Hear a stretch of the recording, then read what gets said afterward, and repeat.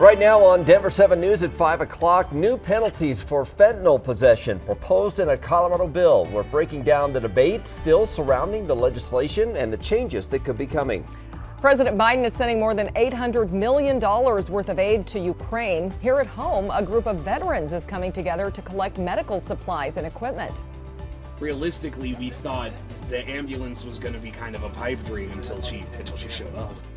Now, how you can support their mission to take an ambulance and more across the world. Also, the State Board of Education will determine the future of the Adams 14 school district today. We're taking a closer look at another school that faced poor ratings. The approach leaders took there to turn things around for their students, which took a lot of work, but we know it can be done. Thanks for joining us on this Thursday. I'm Brian Sanders. And I'm Nicole Brady. Our temperatures are warming up, but we just can't seem to shake this wind, Lisa, and we have red flag warnings for more of the state today. No, you're right. And shake was a good word to use because we're going to see some shaky cameras here. We have high fire danger covering again pretty much all of eastern Colorado.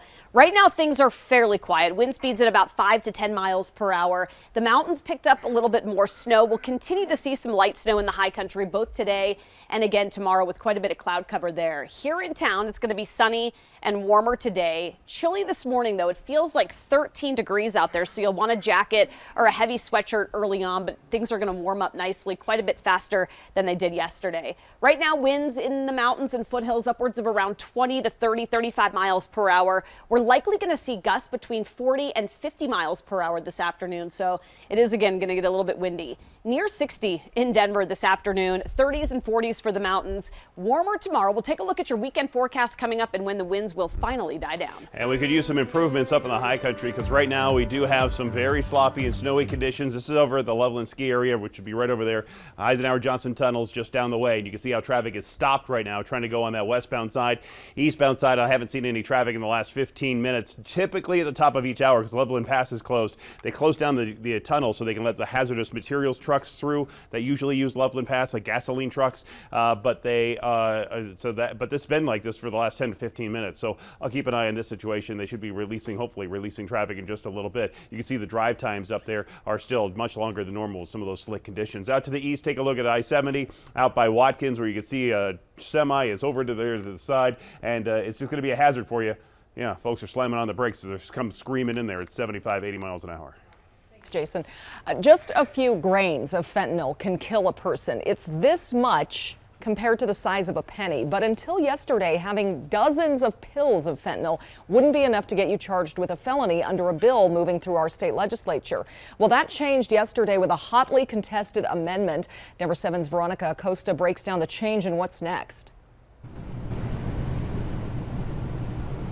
Now that fentanyl bill is slightly different. Colorado lawmakers, they approved an amendment that would make the possession of more than 1 gram of fentanyl a felony. If you remember, that previous limit was 4 grams. So the amendment to the bill was approved after a nearly 14-hour-long discussion about the bill itself. A lot of unsatisfaction from that change, though. Addiction experts, doctors, advocates for racial justice in the legal system, and others, they were very much against this change to the bill. Many said they didn't want to go back to incarcerating people with drug problems. Meantime, though, some police officers and district attorneys, they were on the opposite side. They argued that any possession of fentanyl should be a felony. They wanted a zero tolerance policy for this. There were 3 other amendments made to the bill itself, though that's likely to continue changing as it makes its way through the legislature, you guys. We're in downtown Denver this morning. I'm Veronica Acosta, Denver 7. Thanks, Veronica. More than 4,000 people in Denver have been waiting on their orders of free Naloxone for weeks now. The city says it finally has the medication and is ready to ship it. A combination of surge in demand and distribution issues from suppliers led to this backlog. The city health department says it saw around 4,500 orders in February and March, compared with just 500 orders in the 5 months prior to that. So folks will start receiving their things. We're really excited about that. We are so thrilled that everyone wants to carry Narcan and learn how to check their drugs and make sure that people in their communities are safe. If you live in Denver and you want to carry Naloxone, we have a link to the city's request form on thedenverchannel.com. The State Board of Education will discuss the future of the Adams 14 school district today. Adams 14 officials will present their plan for improvement. If the board rejects the plan, the district could be reorganized, or its flagship Adams City High School could also close. Adams 14 has been struggling for more than a decade now. It received the state's 2 lowest performance ratings every year since 2010. Two out of 10 students are reading at grade level. Only 1 in 10 are where they should be in math. Its 4-year graduation rate has also stayed well below the statewide average.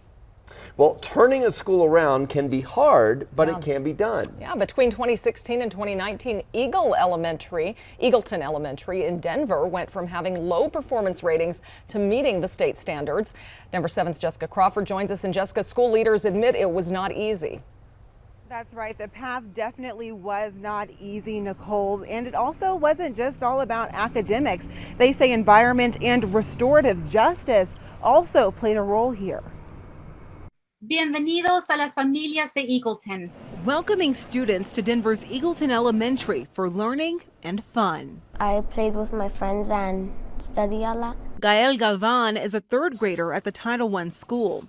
As recently as 2016 and 2018, the school was on a priority improvement plan, meaning the Colorado Department of Education found it was falling short of state expectations for students in some areas. Estoy muy emocionada porque el lunes, el 24 de agosto, es el primer día de escuela. Principal Janine Dillabaugh says truly connecting with students online and in person was one way the school was able to move the needle towards progress. When students walk into our building, they are greeted by at least 2 to 3 staff members, and that is before they even walk through the front door of their classroom. The school also making strides to being trauma-informed, bringing in a restorative justice approach coordinator to work with students facing behavioral issues. Restorative approach is based on relationships. So they know that if the students did something wrong in the building, they need to sit down and have a process or have a conversation with Mr. Simmons in my office. And we're gonna get to the bottom of things, and we're gonna teach and reteach these kids those skills they're missing in the school grounds. The approach to academics changed too. We have worked to really ground teachers in the standards, unpacking standards, knowing what the standards require of their instruction so that they're providing grade level, rigorous work for our students. In 2019, it appears those choices paid off. The school was in the green, meeting expectations on the majority of performance metrics. Students were also really enjoying certain subjects. Writing and science. But students like Gael are more than just numbers and colors on a school rating system. I think one of the most amazing things about Eagleton is that we have a really nice balance of high expectations and love and compassion. In Colorado, school students are taking some of their state assessments throughout this month. Schools like Eagleton hoping to maintain their strong performances because these ratings have been paused for 2 years due to the pandemic. Live from downtown Denver, I'm Jessica Crawford, Denver 7. Yeah, thank you, Jessica. Today marks 50 days since Russia invaded Ukraine. The presidents of Poland and the 3 Baltic states visited Kyiv and pledged more military support in a meeting with Ukrainian President Volodymyr Zelensky. The Biden administration is authorizing an additional $800 million worth of weapons and ammunitions, including long-range artillery systems, armored personnel carriers, and additional drones and helicopters. Ukrainian officials say they expect a major offensive by Russian forces in the eastern Donbas region. Satellite images show forces already on the move. Armored vehicles and support equipment from Russia are ready to attack. In Kharkiv, military experts claim cluster bombs are being used to attack the city and terrorize civilians. All 7 members of Colorado's U.S. House delegation are now facing sanctions from Russian President Vladimir Putin. Russia sanctioned 398 out of the 435 members of the House. Republicans and Democrats both on the list. Representative Joe Neguse, Lauren Boebert, and Doug Lamborn all seem to be taking the news in stride. Neguse tweeted he'll wear it as a badge of honor. Boebert wrote, "Judge me by the enemies I have made." And Lamborn said, "Oh no, LOL." Well, a group of military veterans from Colorado is preparing for a special mission to Ukraine. Daniel Taylor and other members of Operation Sunflower Railroad have collected medical supplies throughout the state. And so far, the biggest contribution has been an ambulance from the Poudre Fire Authority. We're seeing the worst of humanity on the other side of the planet. We can still find some of the best humanity of humanity right here at home. Now they just have to get it there. Sunflower Railroad is working out the logistics to get the ambulance to Ukraine, and they need your help to pay for the mission. If you would like to chip in, we have opened up a Denver 7 Gives Fund where you can donate right now through the denverchannel.com/gives, and you'll find in the drop-down menu, help get medical supplies to Ukraine. Nice. Denver-based Frontier Airlines is settling a lawsuit with flight attendants. We'll break down the allegations of discrimination and what the company is now doing in response.